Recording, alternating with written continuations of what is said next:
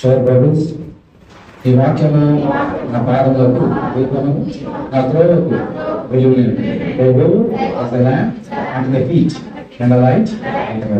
వచ్చేసి కూర్చోండి. దేవుని అతిపరిశుద్ధ నామానికి మహిమ ప్రభావం కాక దేవాక్యాన్ని చదువుకుని దేవాక్యాన్ని ధ్యానం చేస్తాం. అపోస్తలుల కార్యములు 8వ అధ్యాయం 9వ వచనం అందరూ కలిసి నేను చదువుతాను, వినండి. అపోస్తలుల కార్యం 8:9. సీమోను ఒక మనుషుడు లోగడ ఆ పట్టణంలో గారడీ చేయొచ్చు, తానెవడో ఒక గొప్పవాడని చెప్పుకొనొచ్చు సమరయ జనులను విభ్రాంతి పరచుచుండెను.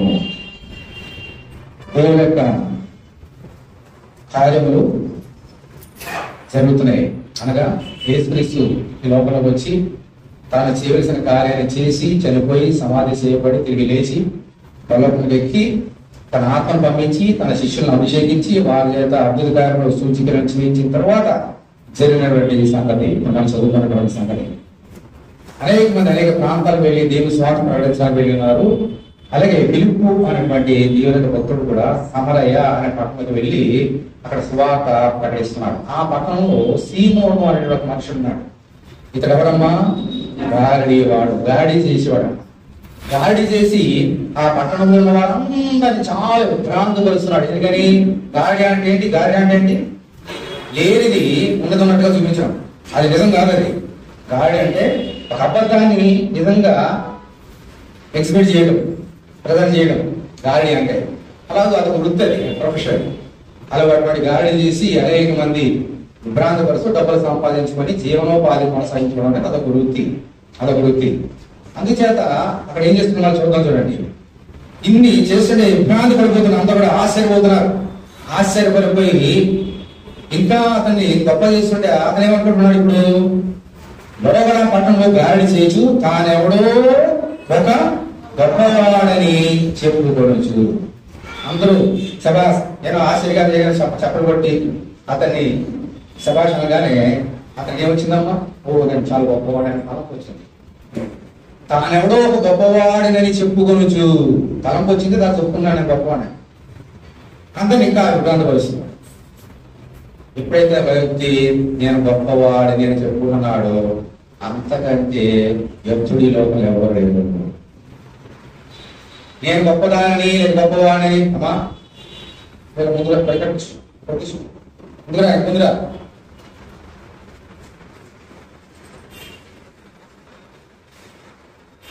విభ్రాంతి పరిస్థితి. నేను గొప్పవాడిని ఎవరైతే అనుకుంటున్నారో, ఒక స్త్రీ కానీ పురుషుడు కానీ ఎవరైతే నేను గొప్పవాడిని అనుకుంటున్నారో వారంత తక్కువ వాడు దేవుని దృష్టికి అంత అల్పుడు ఈ లోకంలో మరేవాడు. ఎందుకో నేను గొప్పవాడిని చెప్పుకున్నాను కారణం చెప్పండి. ఎప్పుడు ఒక వ్యక్తి నేను గొప్పవాడిని అనుకుంటాడు? గత 10 వారాలు చేసుకోవడం కదా. ఎప్పుడైతే ఒక వ్యక్తిలో గర్వం వస్తుందో నేను గొప్పవాడిని అనుకుంటాను. ఎప్పుడైతే ఒక వ్యక్తిలోకి ఒక స్త్రీ కానీ పురుషులు కానీ గర్వం వస్తుందో నేను గొప్పవాడిని అనుకొని దేవుని వ్యతిరేకంగా చేస్తున్నాడు. సరే గాడి చేస్తున్నాడు, జీవనం పట్టపోసుకుంటున్నాడు, లేకపోతే బాగుంది గొప్పవాడిని చెప్పుకుంటున్నాడు. నాకంటే గొప్పవాడు అంటే గుర్తుగా చెప్పాలంటే దేవుడితో సమానంగా చేసుకున్నాడు. దేవుడు గొప్ప ఈ లోపల ఎవరమ్మా? దేవుడు తప్ప ఎవరు లేరు. నేను గొప్పవాడు అంటే నేను దేవుని అంత వాడిగా అనుకుంటున్నాడు అన్నమాట. లేని వాడిని అన్నట్టుగా చూపించేవాడు గాడి. సత్యవరమా? మన యేసయ్య. అబద్ధాలు సైతాన్ని నిజంగా ఎగ్జిబిట్ చేస్తున్నాడంట. ఇది దేవునికి వ్యతిరేకమైన అపరాధం. ఓకే, మరి అందరూ కూడా ఆశ్చర్యపోతున్నారు. సమరయ పట్టణంలో ఆశ్చర్యపోతున్నారు. అద్భుత గారు అమ్మో ఇటువంటి కార్యం ఎప్పుడు చూడలేదే, అమ్మో ఆశ్చర్యపోతున్నారంట. అన్ని కార్యాలు చేస్తున్నాడు ఆయన. ఓకే, ఇప్పుడు ఒక సంగతి జరిగింది.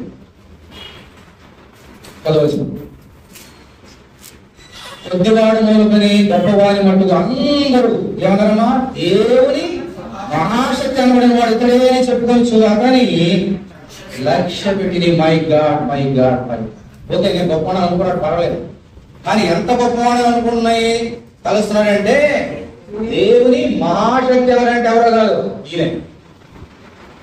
ఈ గాడి అయినటువంటి సింహనే దేవునికి మహాశక్తి. దేవుడు పంపించాడు ఇతన్ని. దేవుని యొక్క శక్తి అంతా కూడా ఇతను ఉన్నది, అందుకనే ఇతడు ఇన్ని అద్భుత కార్యాలు ఆశ్చర్యకార్యాలు చేస్తున్నాడని అతనికి సాగులు పడుతున్నారంట. అతను ముందు వెళ్ళిపోతున్నారు, అక్కడికి వెళ్తే అక్కడికి వెళ్ళిపోతున్నారు. అంటే దేవుడికి రావాల్సిన మహిమని అతను ఎవరు పొందుకున్నారమ్మా? ఒక మనుషుడు పొందుకుంటున్నాడు. దేవుడు చెప్పాడు లేఖనాల్లో, నాకు రావాల్సిన మహిమను ఘనతను నేను వేరొక వారికి ఇచ్చివాడను కాను. ఏ మనుషుడు దేవుడికి రావాల్సిన మహిమను గాని ఘనతను గాని పొందకూడదు. దేవుడు వారిని ఇస్తాడు. అంటే దేవుడితో సమానంగా ఎన్నుకొని దేవుడికి రావాల్సిన మహిమని ఇక దొంగిలిస్తున్నాడు దొంగ. దేవుడికి చెందవలసిన మహిమని ఇతను దొంగిలిస్తూ దొంగవాడైపోయాడు, గాలివాడు. పైగా ఇతడే అని చెప్పుకొని అతను లక్ష్య పెట్టింది. ఇంకా లక్ష్య పెడుతున్నారంటే దేవుని ఏం చేస్తున్నారు? వారు పక్క పెట్టారు. ఈ యొక్క గాలివాణ్ణి లక్ష్య చేస్తారంటే ఈ సర్వస్వాన్ని సృష్టించినటువంటి సర్వ సృష్టికర్తని వారు ఏం చేశారమ్మా? పక్కన పెట్టారు. ఆయన పక్కన పెట్టి ఒక మనుషుడు వెంట వెళుతున్నాడు. అతడు బహుకాలము గాలిని చేయొచ్చు, వారిని విభ్రాంతిపరిచినందున వారిని లక్ష్య పెట్టారు. ఏంటంటే అంటే ప్రతిరోజు ఇల్లు గొప్ప కార్యం చేస్తున్నాడు, ప్రతిరోజు ఇల్లు చేస్తున్నాడు. బహుకాలం, ఒక రోజు కాదు, 2 కాదు, చాలా కాలం లోకమంతా దేవుని విడిచిపెట్టి అతను ఏమి వెళ్ళిపోయింది. ఇలా చాలా కాలం నుంచి జరుగుతుందంట. ఇప్పుడు అద్భుత కార్యం జరిగింది 12వ వచనం.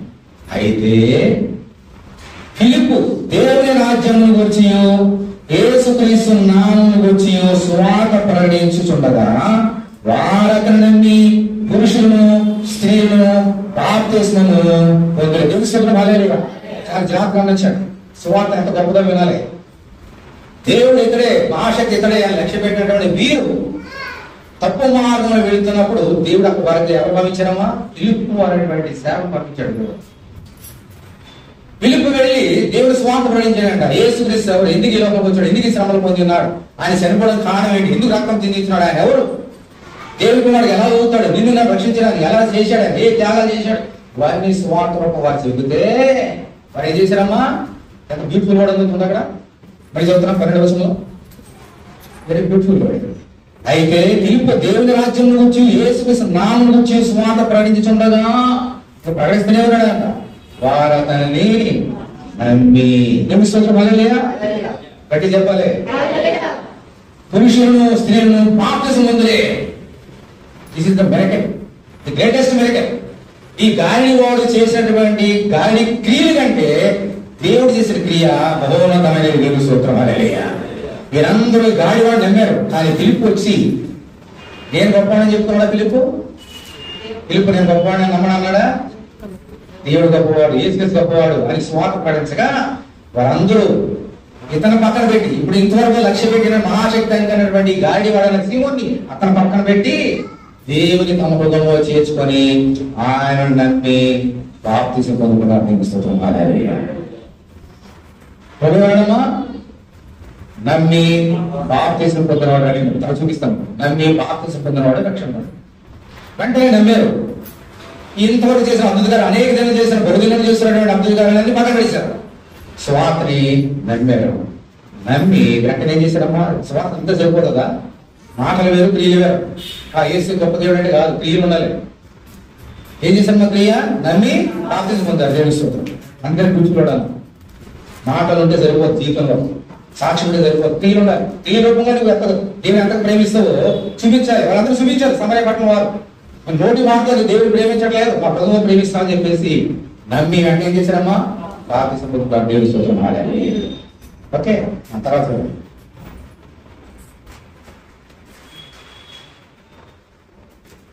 పురుషులు స్త్రీలు బాప్తిసం పొందింది. అప్పుడు సీమోను కూడా నమ్మి, అందరు గట్టిగా దేవుని స్తోత్రం చేస్తారు. దేవుని స్తోత్రం. హల్లెలూయా. గట్టిగా ఎవరు నమ్మారమ్మా?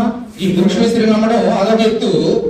ఇంతవరకు ఏ స్త్రీని ఏ పురుషుని మోసం చేశాడో ఆ సీమోను కూడా, గాలివాడు కూడా ఫిలిప్పు చెప్పిన సువార్త నమ్మాడంట. దేవుని స్తోత్రం. హల్లెలూయా. సీమోను కూడా నమ్మి బాప్తిసం పొంది ఫిలిప్పును ఎడబాయి నుండి సూచక్రియలను గొప్ప అద్భుతం జరగడం చూసి విభ్రాంతి చెందను. This is the marvellous thing. ఆ సమరపట్నం పురుషులు స్త్రీలు నమ్మి బాప్తిసం పొందడం అదొక అయితే, ఇతడు కూడా నమ్మి బాప్తిసం పొంది ఫిలిప్పును ఎడబాయకుండి ఫిలిప్పు ద్వారా దేవుడు చేసిన అద్భుతకారం చూసి ఇంతవరకు ఎవరిని భ్రాంతి పరిచాడో అతనే భ్రాంతి పొందుతున్నాడు. ఇప్పుడు this is the power of God. Hallelujah. This is the power of holy spirit. Amen. Hallelujah. లోకాన్ని మోసపుచ్చినటువంటి ఈ యొక్క వ్యక్తి తానే భ్రాంతి పొందినంతగా దేవుడు అతని ముందు అద్భుత కార్యం చేయించాడు పిలుపు ద్వారా. అప్పుడు తెలుసుకున్నాడు, నేను అంత గుడ్డివాడిని, ఈ లోకంలో ఎంత గుడ్డిగా బ్రతుకుతున్నా, ఎంతమందిని మోసం చేస్తున్నా నేను అని తెలుసుకున్నాడు. తెలుసుకొని నమ్మి ప్రార్థిస్తున్నా కూడా కోరుకున్నాడు. ఇంతగా అద్భుత కార్యం లోకం ఎక్కడ ఉంటుందో చెప్పండి. ఇంతగా అద్భుత కార్యం ఉంటుందమ్మా. ఇదే సువార్త అంటే, ఇదే దేవుని రాజ్యం అంటే. హృదయం ఉండాలి, హృదయ ప్రభు ఉండాలి, క్రియ ఉండాలి. దేవుని అలా మాట్లాడతారు. సమరయ పట్టణస్తులు వాళ్ళందరూ అన్యులు. సమరయ పట్టణస్తులు అంటే యూదులు కాదు, వాళ్ళందరూ కూడా అన్యులు. వాళ్ళందరూ కూడా దేవుని అలా కనపరిచినారు. దేవుని వారి జీవితాన్ని మార్చుకున్నారు. అయితే పాయింట్ ఇక్కడ, ఇంత అద్భుతకార్యం చేశాడే, అందరూ నమ్మేసేంతగా అద్భుతకార్యం చేశాడు కదా. ఇతడు కూడా దేవుడు పిలుపు ద్వారా చేసిన అద్భుతకార్యాలు చూసి భ్రాంతి పొందారట.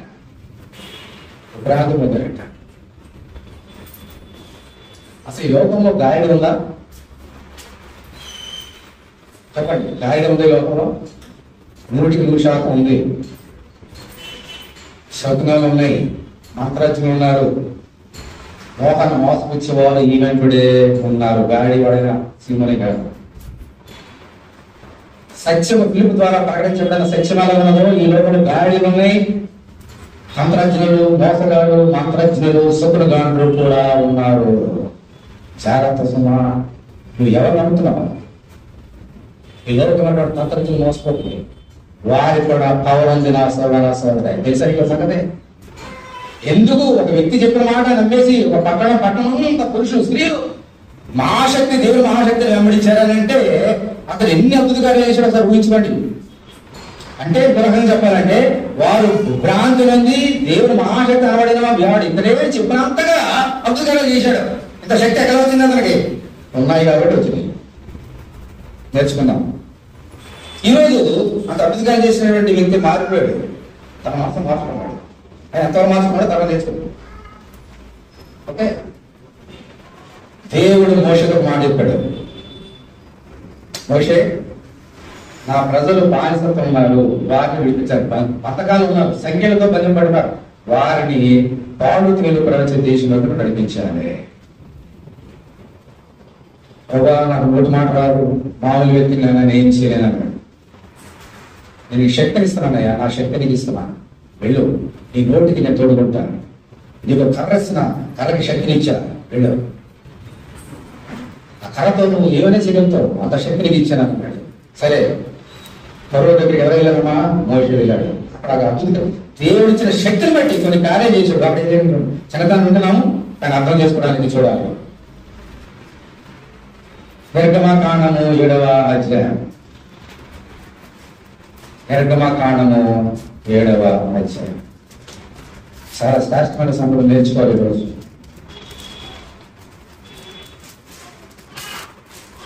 వెళ్ళాడు, మోషే వెళ్ళాడు. అక్కడ జరిగిన సంగతి చూద్దాం. 8వ వచనం, ఎక్సోడస్ 7 and 8. నిర్గమకాండం 7:8.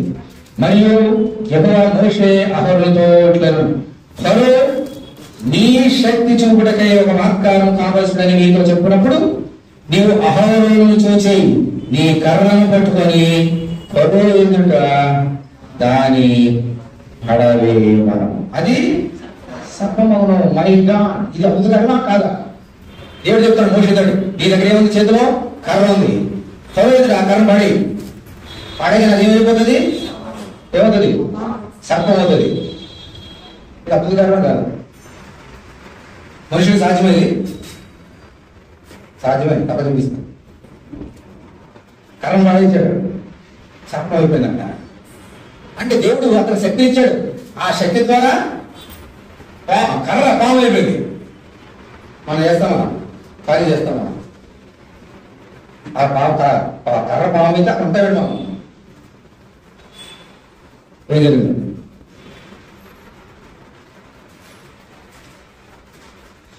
ఫరో నీ శక్తి చూడగా ఒక మహత్కారం కనబరచని మీతో చెప్పాడు, నీ ఆహారం చూచి నీ కర్రను పట్టుకొని ఫరో ఎదుట దాన్ని పడవేయమను. అది సర్పం. కాబట్టి మోషే అహరోను ఫరో ఎదుట వెళ్ళి యెహోవా తమకు ఆజ్ఞాపించినట్లు చేసిరి. అహరోను ఫరో ఎదుటను అతని సేవకుల ఎదుటను తన కర్రలను పడవేయగానే సర్పమైన దేవుడు. హల్లెలూయా. ఈ దేవునికి శక్తిని బట్టి జరిగినటువంటి కార్యం సర్పం అయిపోయింది. కాబట్టి ఏం జరుగుతుంది? అప్పుడు ఫరో తన విద్వాంసులను మంత్రజ్ఞులను పిలిపించాను. ఐగుప్తు సకలు అందరూ కూడా తమ మంత్రముల చేత అలాగే చేసినాడు. ఏం చేసేవాడు? తమ దగ్గర ఉన్న కర్మ పడవేగానే అన్ని అయిపోయి మనుషులు ఎత్తుందా లేదా? మంత్రాజ్ఞులు ఉన్నాయా లేదా? గాడి ఉన్నారా లేదా? సైతానికి శక్తి ఉందా లేదా? ఉంది. సైతానికి ఉన్నంత వరకు సైతాన్ శక్తి ఉంటుంది. ఓకే, అది తేడా గమనించాలి. అదే పాయింట్. ఓకే, మోషే అనుకున్నాడు ఆ కర్ర పాము అయిపోగానే ఇక మనం పంపించేస్తాడు బయటికి. ఇంత అద్భుతకార్య తోటి పుట్టినప్పుడు ప్రపంచం పుట్టిన కొని ఎప్పుడు జరగలేదు కాబట్టి ఇది చూడగానే మనం వదిలిపెట్టేస్తాడు అనుకున్నాడు. బాబు తర్వాత తక్కువ మామూలు కాదు. విద్వాంసులు పిలిపించాడు, మంత్రాలను పిలిపించాడు, గాడి వాళ్ళని పిలిపించాడు. ఇదిగో మోషే ఆరోజు చెప్తాను కర్ర పాము అయిపోయింది, అది ఇప్పుడే దిగదు చేయండి అంటే వాళ్ళందరూ కర్ర పడేస్తాను పాము అయిపోయింది. అర్థమైందా? విభ్రాంతి పొందుగా అంటే ఏంటో? ఇది లోకానికి సైతానికి కూడా శక్తి ఉన్నది నా సోదర అవసరం. అయితే దేవుని యొక్క శక్తికి సైతాను శక్తికి చాలా డిఫరెన్స్ ఉన్నది. దేవుని స్తోత్రం. హల్లెలూయా. ఈ లోకం శక్తికి సైతాన్ శక్తికి లిమిట్స్ ఉన్నాయి, దేవుని శక్తికి లిమిట్స్ లేవు. దేవుని స్తోత్రం. హల్లెలూయా. అప్పుడు ఏం జరిగింది? అప్పుడు ఫరో తన విద్వాంసులను మంత్రజ్ఞులను పిలిపించాను. ఐగుప్తు శబరగాండ్రు కూడా తమ మంత్రం చేత అలాగే చేసి వారిలో ప్రతివాడు తన కర్రను పడివేసినప్పుడు అది సర్పమాయను గాని అహరోను కర్ర వారి కర్రలను మృంగివేయగా. ఇది దేవుని శక్తి. దేవుని స్తోత్రం. హల్లెలూయా. వారందరూ కర్ర పాడేశారు, అన్ని పాములు అయిపోయి. కానీ దేవుని శక్తి అయినటువంటి ఆ అహరోను కర్ర అది మోషే కర్ర ఏమైందమ్మా వచ్చి ఎన్ని పాములు ఆ పాములంటే మింగేసిందంట. ఎవరు? అహరోను చేతి కర్ర సర్పముగా దేవుని శక్తి చేత పాముగా సర్పంగా మార్చబడిన ఈ యొక్క సర్పం అన్ని సర్పాలను మింగేసింది. ఇప్పుడు చెప్పండి, ఎవరు గొప్పడు? ఏ కార్యం గొప్పది? దేవుని కార్యం గొప్పదా? సైతాని కార్యాలు గొప్పదా? వాళ్ళందరూ సైతాన్ని నమ్ముకున్నారు. ఆ మంత్రాజులు గాడి చేసే కార్యం నమ్ముకున్నారు. మోషే ఎవరు నమ్ముకున్నాడమ్మా? దేవుని నమ్ముకున్నాడు. దేవుని శక్తి గొప్పది. ఈ లోపల శక్తి చాలా లిమిట్స్ తో కూడుకున్నవి. ఇప్పుడు ఎక్కడ పోతాం? గాడి వాడైన సింహంలో పోతాం. ఈయన కూడా ఎందుకు విభ్రాంతి పొందాడంటే పిలుపు చేసిన కార్యాలు చూసి అయ్యో నేను కూడా అలా చేయలేకపోయినా ఇన్ని గొప్ప కార్యాలు పిలుపు కార్యాలు అవుతున్నాయని చూసి నమ్మాడు. అంటే తాను కూడా ఆశ్చర్యపోయినంతగా పిలుపు కార్యాలు చేశాడు అక్కడ. ఎందుకంటే గాడి వారికి మంత్రాజులు ఉన్న శక్తుల కంటే దేవుడు ద్వారా పొందిన కార్యాలు గొప్పవి. అది చూసి నమ్మాడు. అంటే దేవుని యొక్క మహాశక్తి నేనే కాదు, దేవుని మహాశక్తి అక్కడ పైన ఉంది. నేను చేసే కార్యాల కంటే దేవుడు చేసే కార్యాలు చాలా గొప్ప అని అప్పుడు నమ్మాడు. తెలుసుకున్నాడు. అప్పుడు ఈ లోకం కంటే దేవుడు గొప్పవాడు, లోకం శక్తి కంటే దేవుని శక్తి గొప్పది. అప్పుడు నేర్చుకొని నమ్మి బాప్తిజం పొందాడు. ఈరోజు కూడా నేను నేర్చుకోవాలి. నా స్థలుడా నా సామి లోకాన్ని విభ్రాంతి పరిచినటువంటి ఆ వ్యక్తే నమ్మి దేవుడి దగ్గరకు వచ్చి తప్పుడు ఒప్పుకొని బాప్తిజం పొందాడు. మన వాళ్ళని మాకు సభ పరీక్ష చేసుకున్నాం. ఈ లోకంలో శక్తులు ఉన్నాయి, చాలా శక్తులు. దారి తప్పించే శక్తులు చాలా ఉన్నాయి ఈ లోకంలో. దేవుని దూరం చేసే శక్తులు చాలా ఉన్నాయి ఈ లోకంలో.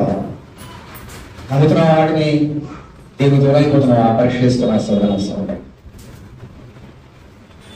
దేవుని దగ్గరికి దూరం కాదు. ఈ లోకంలో శక్తులు చాలా లిమిటెడ్. నిన్ను రక్షించలేవు, దేవునికి రాజ్యాలకు తీసుకుని వెళ్ళలేవు, ఈ పాపాన్ని కడగలేవు. ఈ లోకంలో శక్తులు నిన్ను క్షమించి నిన్ను ప్రేమించి దేవుని రాజ్యాన్ని తీసుకెళ్ళి ఒక మహాశక్తి ఎవరే అంటే యేసుక్రీస్తు తప్పకి దేవుని స్వభావాలయ్యా. నువ్వు ఎవరు నమ్ముతున్నావు? ఈ లోకంలో ఎవరిని కనపరుస్తున్నావు? ఎవరిని జీవితాన్ని దారిపోస్తున్నావు? ఈ లోకాలు కాదా యేసయ్యా? ఒకసారి ముందు చించుకొని పరీక్ష చేసుకున్నా నీ ఎలా అని మేఘాలే ఎలాగ ఉదయం అక్కడికి అర్థమవుతలేదు. అర్థం కాదు. బాగా తర్వాత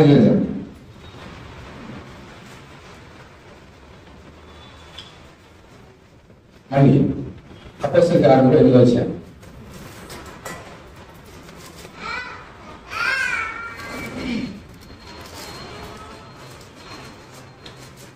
మళ్ళీ చదువుతున్నాను చూడండి, 16వ వచనం.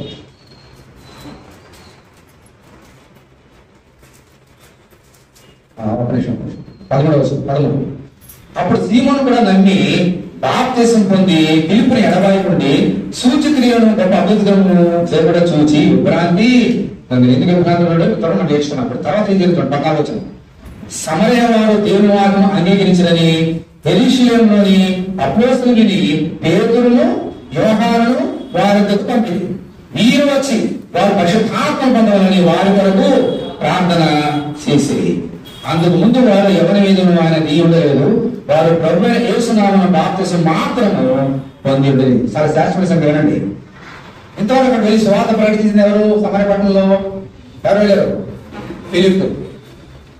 ఫిలిప్పు చెప్పిన మాటలు బట్టి వారందరూ ఇంక్లూడింగ్ గాలిడి వాళ్ళని సీమోను కూడా నమ్మి బాప్తిసం పొందారు. ఈ సంగతి అపోస్తలులు యెరూషలేములో ఉన్న అపోస్తలులకు తెలిసిన తర్వాత అక్కడ ఎవరు పంపించారమ్మా? ఇద్దరు పంపించారు. ఎవరిని?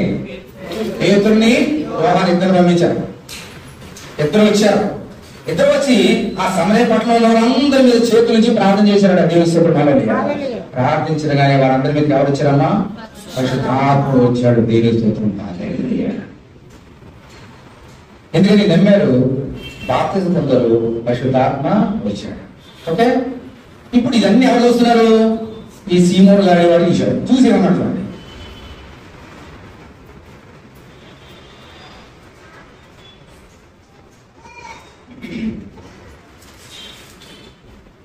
మళ్ళీ చూద్దాం.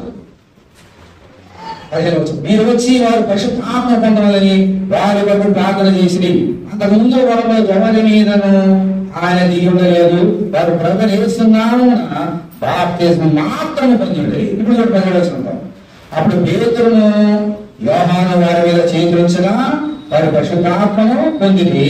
అపోస్తలులు చేతులుంచడం వలన పరిశుద్ధాత్మ అనుగ్రహింపబడినది సీమోను చూచి వారి ద్రవ్యము పెట్టి నేను ఎవరి మీద చేతులుంచుతునో వారు పరిశుద్ధాత్మ పొందినట్లు ఈ అధికారం నాకు ఇయ్యడని అడిగాను. మై గాడ్,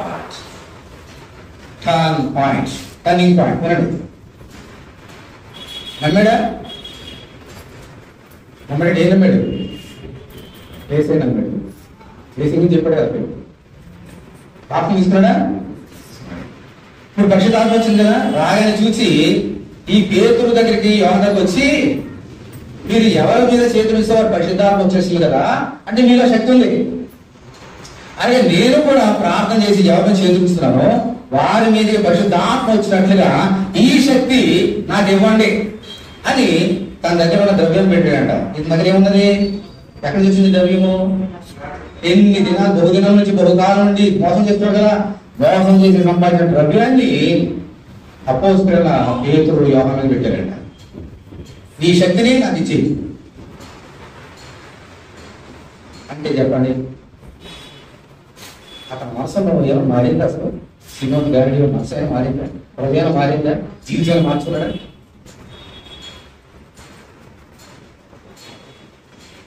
పేతురు యోహానులో శక్తి, దేవుని శక్తి ఉన్నదనే సంగతి గ్రహించాడు.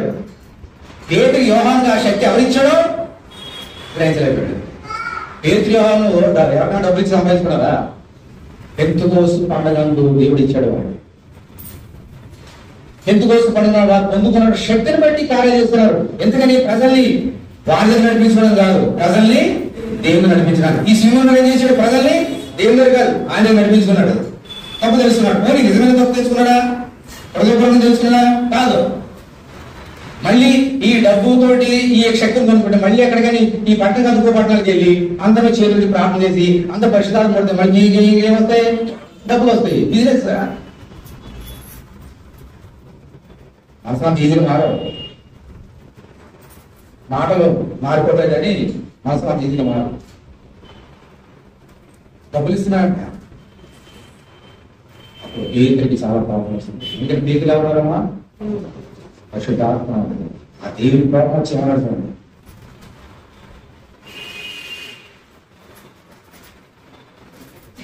మరి చదువుతాం 19. వారిద్దరు ద్రవ్యం బట్టి నేను ఎవరి మీద చెల్లించుతున్న వాడు పరిశుద్ధాత్మ పొందినట్లు ఈ అధికారం నాకు ఏమని అడిగాను. అందుకు పేతురు, నీవు ద్రవ్యం ఇచ్చి దేవుని యొక్క వరము సంపాదించుకుందని తలంచుకున్నందున నీ వెండి నీతో కూడా నశించుగాక. మైదా మళ్ళీ చదువుతాను. అందుకు పేతురు, నీవు ద్రవ్యం ఇచ్చి దేవుని వరము సంపాదించుకుందని పొందినని తలంచుకున్నందున నీ వెండి నీతో కూడా నశించునుగా. నువ్వేమనుకుంటున్నావు? డబ్బిచ్చి దేవునికి వరాన్ని పొందుకోవచ్చు అని భ్రమపడుతున్నావు. డబ్బిచ్చి దేవునికి వరాన్ని నువ్వు పొందుకో. దేవుని వరం అంటే ఏమిటమ్మా? పరిశుద్ధాత్మ, దేవుని యొక్క ఆశీర్వాదం, దేవునికి దీవులు, ఇవన్నీ దేవునికి వరాలు. నేను డబ్బిచ్చి దేవుని యొక్క దీవుని పొందుకోలేను. డబ్బిచ్చి నేను లంచం ఇచ్చి ఆయన పూర్వక లంచం ఇచ్చి ఆయన డబ్బిచ్చి పొందుకోలేను. ఆయనకి ఇవ్వాల్సిన నేను ఇస్తున్నాను అంతే. దశభాగం కానీ కానుకలు కానీ అర్పణలు కానీ అంతే. అందుకని ఆయనకి ఇచ్చింది ఇచ్చేసి నేను ఆయన దగ్గర పొందుకున్నామంటే అది బిజినెస్, గాడి వాడి బిజినెస్ అది. అందుకని నా పేతురు, నీవు ద్రవ్యం ఇచ్చి దేవుని దగ్గర నుంచి నువ్వు దేవుని వరం పొందుకోవాలని ఆశపడ్డావు కాబట్టి తర్వాత ఏమన్నా ఈ బిడ్డతో పాటు నీవు కూడా నశించింది కదా. అంటే ఎంత నశిస్తున్నారు అక్కడ? ఎవరెవరు ఏమన్నా చూసి చెప్పండి. ఈ వెండి నీతో నశించడానికి ఎంతమంది? నీ వెండి నశిస్తుంది, నీ దగ్గర ధనదాన్ని నశిస్తాయి, దాంతో నువ్వు నశిస్తావు. నీ వెండి నీతో నశించినట్టు నీ వెండి నశిస్తుంది, దాంతో పాటు నీ ధనంతో పాటు నీ ధనంతో పాటు నువ్వు కూడా నశిస్తావు అని ఇద్దరిని గద్దించాడు దేవుడు. డబ్బు నిన్ను రక్షించలేవు, నీ పొలాలు నిన్ను రక్షించలేవు, నీ ఆశీర్వాదాన్ని రక్షించలేవు, నీ వెండిని రక్షించలేవు, నీ బంగారాన్ని రక్షించలేదు, నీ ఉద్యోగాలు ఏది రక్షించలేదు. Only temporary. రక్షించేది దేవుడు మాత్రం, వేసి మాత్రమే. దేవుని స్తోత్రం. అనుకున్నాడు బాబు, డబ్బుతో ఏదో చేయించాడు. నీ డబ్బు నశించిపోతుంది, దాంతోపాటు నువ్వు కూడా నశించిపోతుంది. ఇప్పుడు చాలా జాగ్రత్తగా ఉంచాడు. వెండి నశిస్తుందంటే బాగుండేది పేదరు. నువ్వు డబ్బుతో దేవుడి యొక్క వరాన్ని పొందుకోగానే నీ డబ్బు నాశనం అయిపోగానంటే బాగుండేది. కానీ ఏమన్నాడమ్మా? ఏమన్నాడు? ఆ డబ్బుతో పాటు నువ్వు కూడా నశించిపోతావు అన్నాడు. ఇదేంటిది? ముందేం చదువుకున్నాం? అక్కడ నమ్మి బాప్తిస్మం పొందడం కదా. ఇప్పుడు మార్కు సువార్త 16 ఏంటి? మరి ఇక్కడ వద్దాము. మార్కు సువార్త 16, మార్కు 16.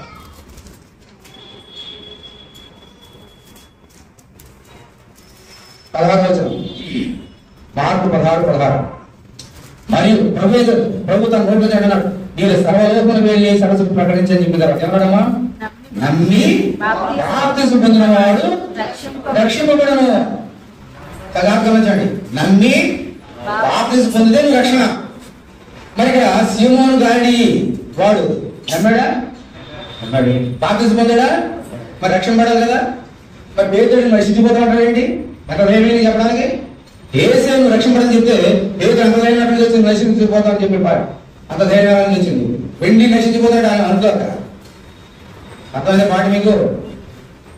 యేసుక్రీస్తు స్వయంగా తను నోడుతున్నాడు, నమ్మి బాప్తిస్మం పొందితే రక్షణ పడతావని చెబితే పేతుడు అన్నాడు, నువ్వు నమ్మావు బాప్తిస్మం పొందావు కానీ నశించిపోతావు అని శాపం పెట్టించాడంటే ఏంటో పేతుడు తప్పు చెప్పాడా?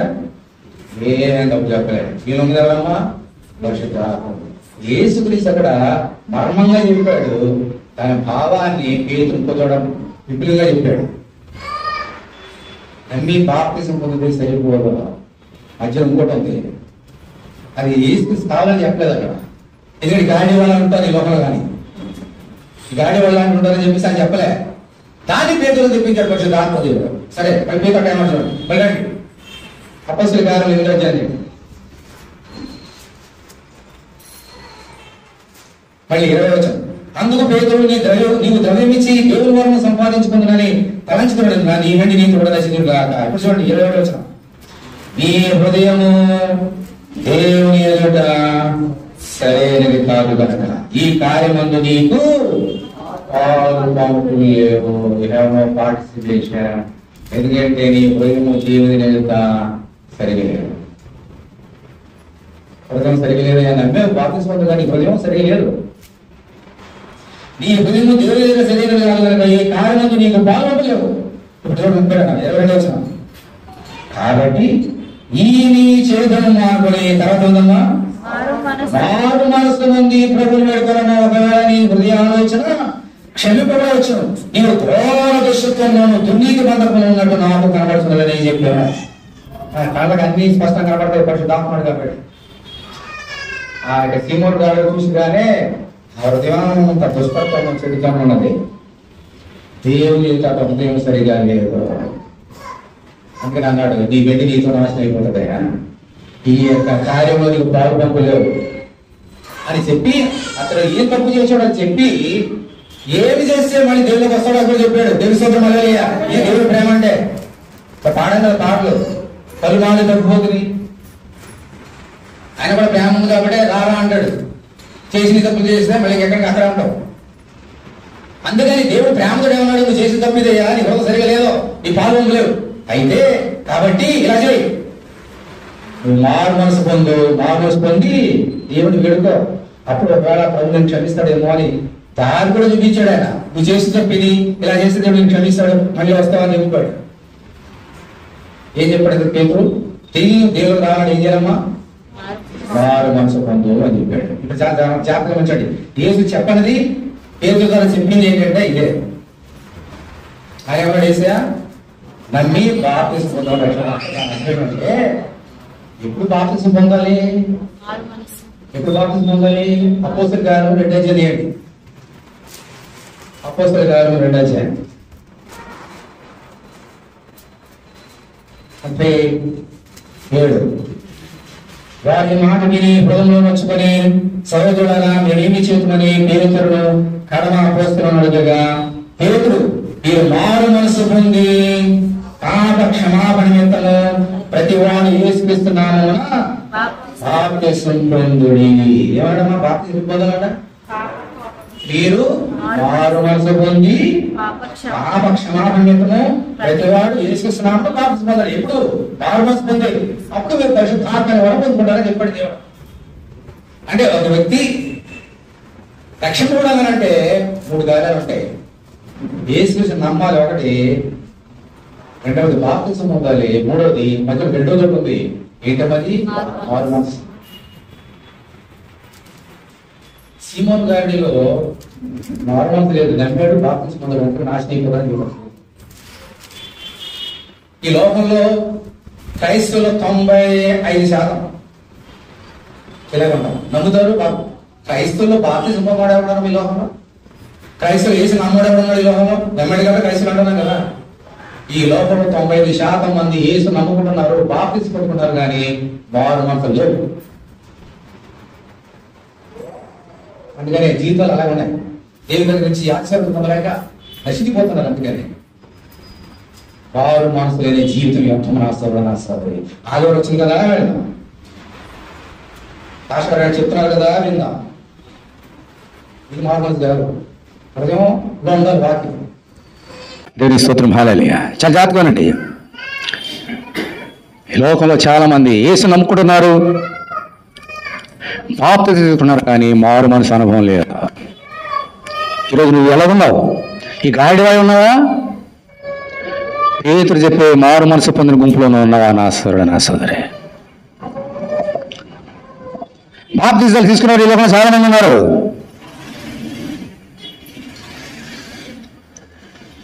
క్రైస్తవుడుగా అనిపించుకోవాలంటే బాప్తిజం కావాలి, పెళ్లి కావాలంటే బాప్తిజం కావాలి, ఓకే, ఏదన్నా కార్యం చేయాలంటే బాప్తిజం సర్టిఫికేట్ కావాలి. ఇందుకోసం తీసుకునే బాప్తిజాలు నిన్ను రక్షించలేవు. మారు మనసు పొందాలి, నీ జీవితం మారాలి, నీ జీవితం ప్రభుకి సమర్పించుకోవాలి. అప్పుడు మాత్రమే నీవు రక్షింపబడతావు నా సోదరుడు, నా సోదరే. ప్రభు చెప్పాడు కదా, నమ్మితే బాప్తిసం పొందితే రక్షింపబడతాను కాదు, అక్కడ దాచిపెట్టాడు ఒక మాటని. పరిశుద్ధాత్మ వచ్చినప్పుడు మాత్రమే ఈ లోకానికి చెప్పాడు యేసుక్రీస్తు పేతురు ద్వారా, మారు మనసు పొందండి. సీమోను గారిలో మారు మనసు లేదు, అందుకనే నమ్మినా బాప్తిసం పొందినా ఇంకా డబ్బు మాత్రం పోలే, ఆశ పోలే. చాలా జాగ్రత్తగా ఉండండి, చాలా జాగ్రత్తగా ఉండాలి. నిజమైన మారు మనసు ఎలా ఉంటుందో ఇవన్నీ నేర్చుకోవాలి నువ్వు ఈరోజు. తర్వాత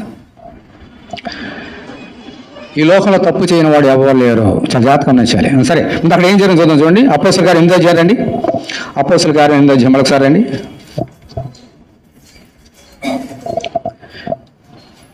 22. కాబట్టి ఈ చెడుతనం మాడుకొని మారు మనసు నుండి ప్రభువుని వేడుకొనము. ఒకవేళ నీ హృదయాలోచన క్షమింపబడవచ్చును. నీవు ఘోర దుష్టత్వంలోను దుర్నీతిలోను బంధకములోను ఉన్నట్టు నాకు కనబడుచున్నది. దుష్టత్వం అంటే ఏంటమ్మా? కింద పెట్టే చూడండి, చెయ్యిదేనా పైత్యం అంట. సరే, ఇప్పుడు 24 వచ్చింది చూడండి. అందుకు సీమోను, మీరు చెప్పిన వాటిలో ఏది నా మీదికి రాకుండా మీరే నా కొరకు ప్రభువుని వేడుకొనుడని చెప్పాను. అమ్మా, పేతురు ఏమన్నాడు చెప్పండి? పేతురు సీమోను ఏమన్నాడు? నువ్వు మారు మనసు పొందు, చెడుతనం మానుకో, ప్రభు దగ్గర వేడుకో, అప్పుడు ప్రభు నిన్ను క్షమిస్తాడు అని చెప్తే ఈయనేమంటున్నాడమ్మా పేతురుతోటి? నా కొరకు మీరు వేడుకోండి. ఈ మారు మనసా? మారు మనసు వాళ్ళు ఏం చెప్తారు, ఏం చేస్తారు? మన పాపములను మనము చూడండి. మొదటి యోహాను 1వ అధ్యాయం ఏంటి అందరూ కూడా? మొదటి యోహాను 1వ అధ్యాయం 9వ వచనం చదువుతున్నాను చూడండి. మొదటి యోహాను 1వ అధ్యాయం 9వ వచనం. మన పాపములను మనం ఒప్పుకుని ఎడల ఆయన నమ్మదగిన వాడును నీతిమంతుడు కనుక ఆయన మన పాపం క్షమించి సమస్త దుర్నీతి నుండి మనల్ని పవిత్రంగా చేయని దేవుని స్తోత్రం. హల్లెలూయా. అపవిత్రం నుండి పవిత్రంగా మార్చాలంటే మనం ఏం చేయాలమ్మా? మన పాపాలని ఎవరు ఒప్పుకోవాలి? మనం ఒప్పుకోవాలి. మన పాపం మనం ఒప్పుకుంటే ఆయన నీతిమంతుడును రక్షకుడును కాబట్టి మన పాపం క్షమించి సమస్త దుర్నీతి నుండి కడిగేసి పవిత్రంగా మార్చుడాడంట. అది చెప్పాడు పేతురు. ఈయనేమన్నాడు? నువ్వే ప్రార్థన చెయ్యి. ఇదే మారు మనసు అంటే? ఇదే మారు మనసు అంటే? ఇజ్రాయెల్ కూడా ఒకసారి తప్పు చేశారు కదా. తప్పు చేసినప్పుడు వాళ్ళు ఏం చేశారు చూడండి.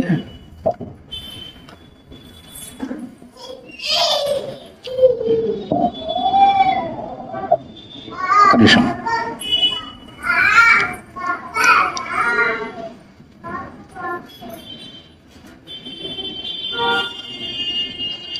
సంఖ్యాకాండం తీయండి ఒకసారి. సంఖ్యాకాండం 21వ అధ్యాయం తీయండి. సంఖ్యాకాండము 21వ అధ్యాయం. నంబర్స్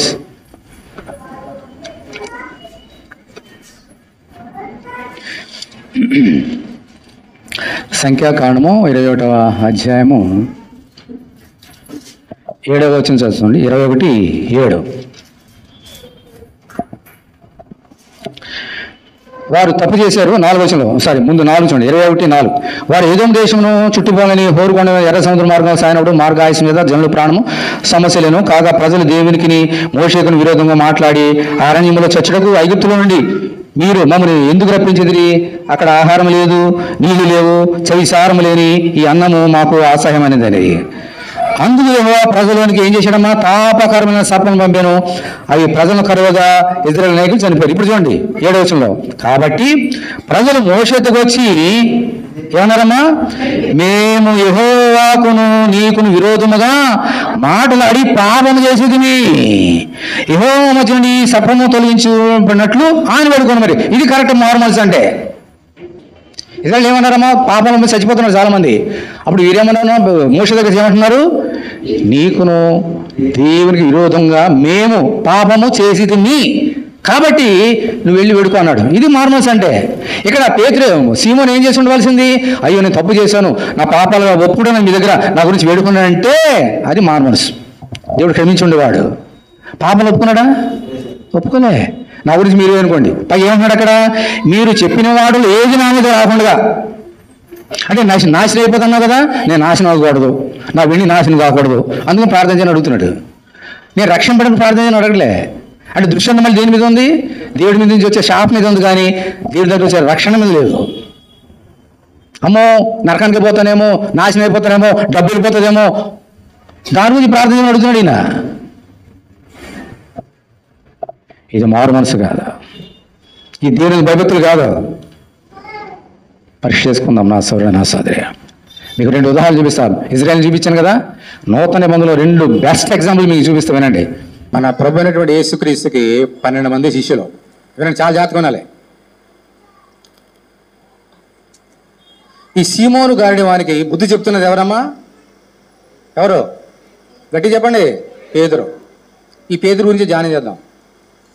యేసుక్రీస్తు ఒకసారి అన్నాడు, ఇదిగో మనిషి కుమారుని ఈ లోకంలో పట్టుకుంటారయ్యా, శిక్ష విధిస్తారయ్యా, మీరు అందరూ పారిపోతారన్నాడు. ఏమన్నాడు పేతురు? అందరూ పారిపోయినా నేను మాత్రం నిన్నెలా గట్టిగా పట్టేసుకుంటా అన్నాడు. మీ తల్లి కూడా పట్టుకోలేదు, నేను పట్టేసుకుంటే నేను అలాగన్నాడు. ఎవరు? ఈ పేతురే. ఆ రాత్రి రోమిలు వచ్చారు, యేసుని పట్టుకున్నారు. అంతకంటే పారిపోయింది మొట్టమొదటి ఈయనే. పారిపోతే అప్పుడు యేసుని బంధించి అధికారులకు తీసుకువెళ్ళారు, ప్రధాన దగ్గర తీసుకెళ్లారు, శిక్ష విధిస్తున్నారు. ఇక్కడ చలి కాచుకుంటున్నాడు, బయట శిక్ష విధించేస్తున్నారు. అయ్యో అని చూస్తున్నాడు. ఇక్కడ అక్కడ వాళ్ళని గుర్తుపెట్టేశారు. నువ్వు కూడా యేసుతో కూడా వెళ్ళావు కదా అంటే ఏమన్నాడు? యేసా ఎవరైనా? నేను ఎప్పుడు చూడలేదే, నోట్లో చదివి నా అబద్ధాలే కదా. నిజం ఒప్పుకుంటారేంటి? నిజం ఒప్పుకోరు ఎవరో, మనకు అలవాటు. మళ్ళీ ఇంకోటి, నిజంగా నువ్వు నిన్ను ఎక్కడ చూసాను యేసుక్రీస్తు అక్కడ అది కార్యం చేసిన పక్కన ఉన్నా చూసి ఏం మాట్లాడుతున్నావు నువ్వు? నీకు అది బుద్ధి ఉందా నీకు? ఆయన ఎవరు నేను ఎవరు అన్నాడు. ఇలా ఒక చిన్న అమ్మాయి వచ్చిందంట. నువ్వు ఖచ్చితంగా యేసుతో పాటు ఉన్నాయి, ఖచ్చితంగా నా కళతో చూశాను. అమ్మా నీ మీదొట్టు, నా మీదొట్టు, నీ తల్లి మీదొట్టు, మీ ఆయన మీదొట్టు, నా మీదొట్టు, మా ఆవిడ మీదొట్టు, ఆయన ఎవరు నాకు తెలియదు అన్నాడు. ఎన్నిసార్లు చెప్పాడమ్మా? ప్రభు ఏం చెప్పాడు రాత్రి? నువ్వు నన్ను ఎరగని 3 సార్లు చెప్తావు. 3 సార్లు చెప్పేశాడు. అక్కడే ఉన్నాడు ప్రభు. ఈయన 3 సార్లు చెప్తున్నాడు. ఇవన్నీ చూస్తున్నాడు. అక్కడ ఏసు చూస్తున్నాడు. అక్కడ కొడలా కొడుతున్నా, రక్తం కారిపోతున్నా, పేతురు వైపు చూస్తున్నాడు ఏసయ్య. ఎందుకని చెప్పాడు, ఆయన తెలిసి 3 సార్లు అబద్ధాలు ఆడతాడని.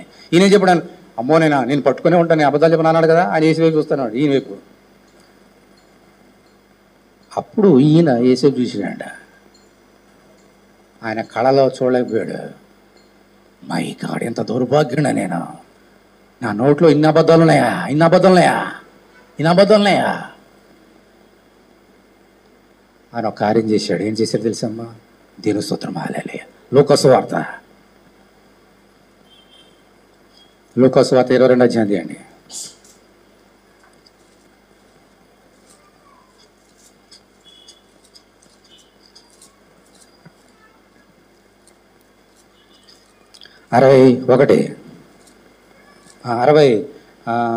మీకు బాగా అర్థమవుతుంది, చదువుతారు. 54. వారిని పట్టి ఇడ్చుకుని పోయి ప్రధాన యాజకుని ఇంటిలోనికి తీసుకుని పోయి పేతురు దూరంగా వారి వెనక వచ్చిండిన. అంతటా కొందరు నడుముంగిట మంట వేసి చుట్టూ కూర్చుండినప్పుడు పేతురు వారి మధ్యన కూర్చుండినప్పుడు ఒక చిన్నది ఆ మంట వెలుతులో అతడు కూర్చుండ చూచి అతను తేరి చూచి వీడును అతనితో కూడా ఉండేనని చెప్పాను. అందుకు పేతురు, అమ్మాయి నేను అతను ఎరుగున్నాను. మరి కొంతసేపు మరొకడు అతను చూచి నీవును వాళ్ళు కనబడుతున్నా. పేతురు, ఓయి నేను కారణను. ఇంచుమించు గడిన తర్వాత మరొకడు నిజంగా వీడును అతనితో కూడా ఉండేను, వీడు గలియుడని దృఢంగా చెప్పాను. అందుకు ఆ పేతురు, ఓయి నువ్వు చెప్పిన నాకు తెలియదు నేను. అతడు ఇంకా నువ్వు మాట్లాడుచుండగా వెంటనే కోడి కూసాను. అప్పుడు ప్రభువు తిరిగి పేతురు వైపు చూచాను. గనుక పేతురు, నేను కోడి కూయకమునుపు నీవు ముమ్మారును ఎరుగునందునని ప్రభు తనతో చెప్పిన మాట జ్ఞాపకం చేసుకొని వెలపలకు పోయి సంతాపపడి ఏడ్చను. ఇది మారుమనసు అంటే. దేవుని స్తోత్రం, హల్లెలూయా. తప్పు చేయనోడు ఎవరు లేడు. పేతురు తప్పు చేశాడు. 3 సార్లు యేసుని బొంకేశాడు, నేను ఎవరు తెలియనని. కానీ తప్పు తెలుసుకున్నప్పుడు వెంటనే ఏం చేశాడమ్మా? వెలపలికి వెళ్ళిపోయాడంట. ఏంటి సంతాపపడడం అంటే ఏంటి? సంతాప సభలు పెడతారు చాలామంది, ఎవరైనా చచ్చిపోతే.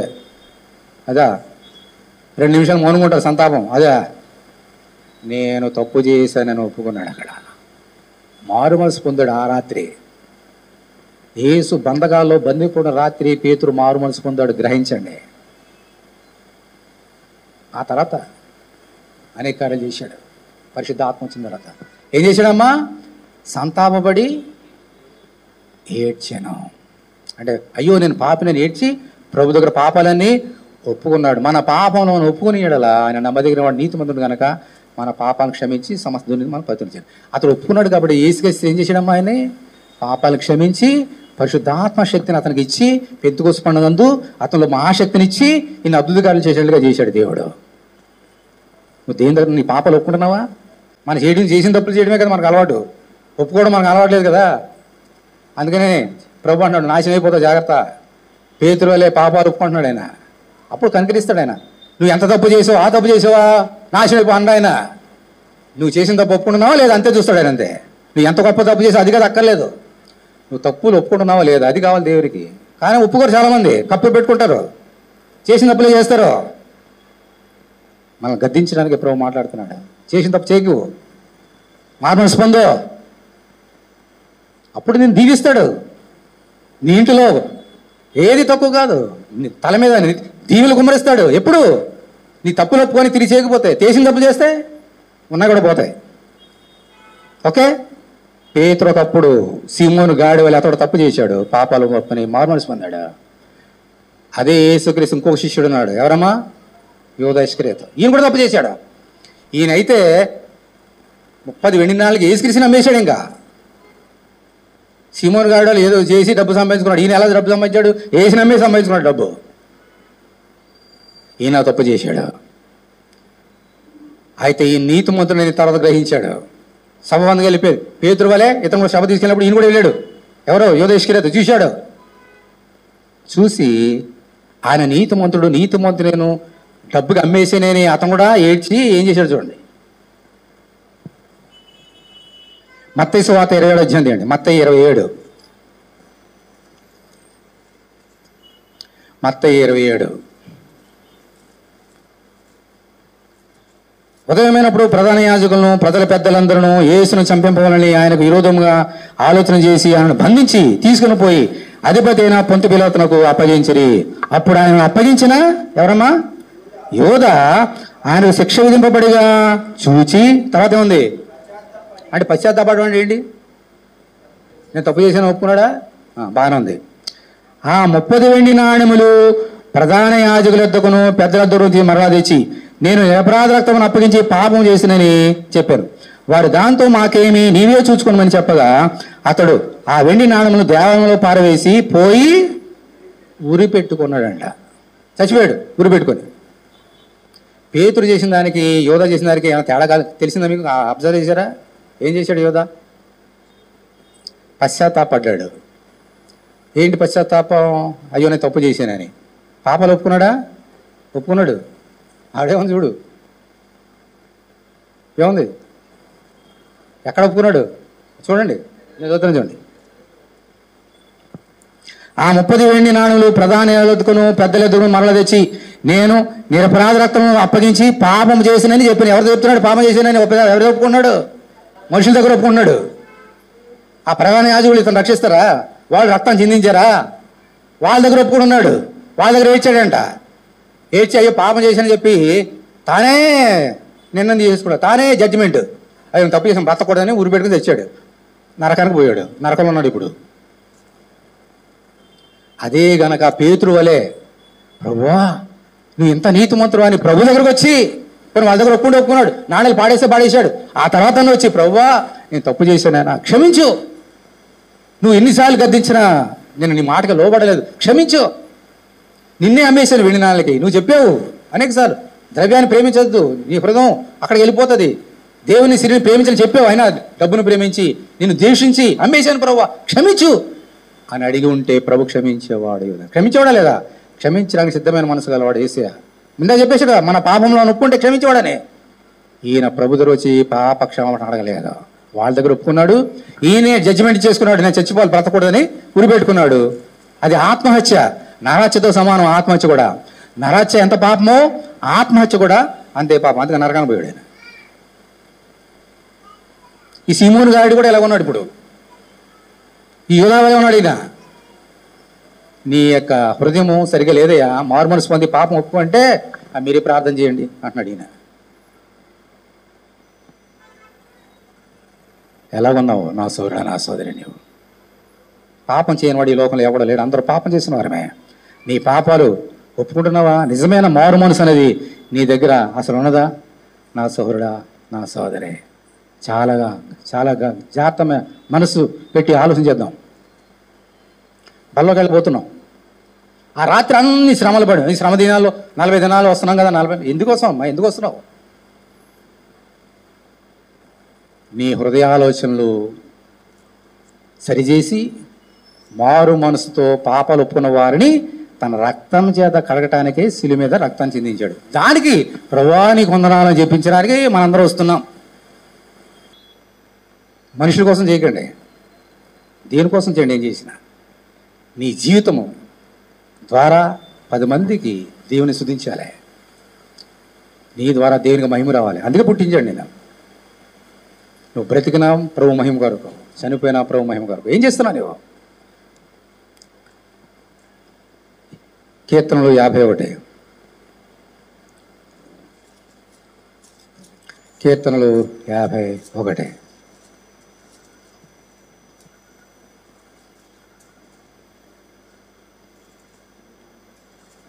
దేవా నీ కృప చొప్పున నన్ను కరుణింపము, నీ వాత్సల్య బాహం చొప్పున నా అతిక్రమం తుడిచివేయము, నా దోషం పోయినట్లు నన్ను బాగుగా కడుగుము, నా పాపం పోయినట్లు నన్ను పవిత్రపరచము. నా అతిక్రమం నాకు తెలిసి అన్నవి, నా పాపం ఎల్లప్పుడు నా ఎదురున్నది. ఇప్పుడు 4వ వచనం అందరు గట్టిగా చదవండి, అందరు కలిసి చదవండి. 4వ వచనం అందరు గట్టిగా.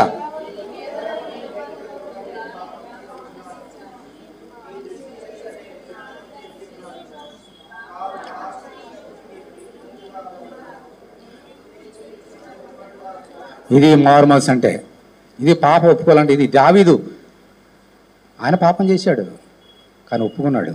4వ వచనం చూడండి. నీకు కేవలం నీకే విరోధంగా నేను పాపం చేసి ఉన్నాను, నీ దృష్టి ఎదుట నేను చెడుతనం చేసి ఉన్నాను. ఎంత డైరెక్ట్గా ఒప్పుకుంటున్నాడమ్మా దేవుని దగ్గర. ఇదమ్మా మారుమనసు అంటే.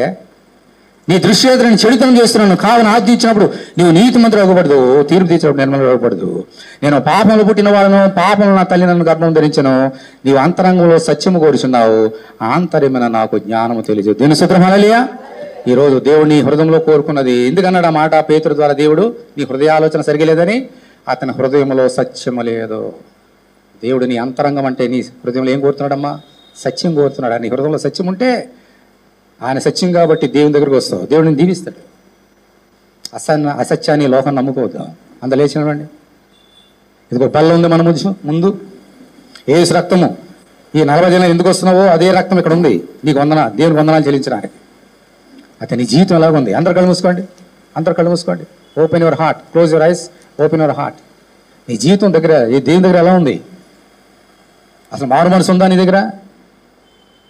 దేవునికి ఇష్టమైన కార్యాలు ఉన్నాయా? పరీక్ష చేసుకో. బల్లో చేయబోతున్నాం.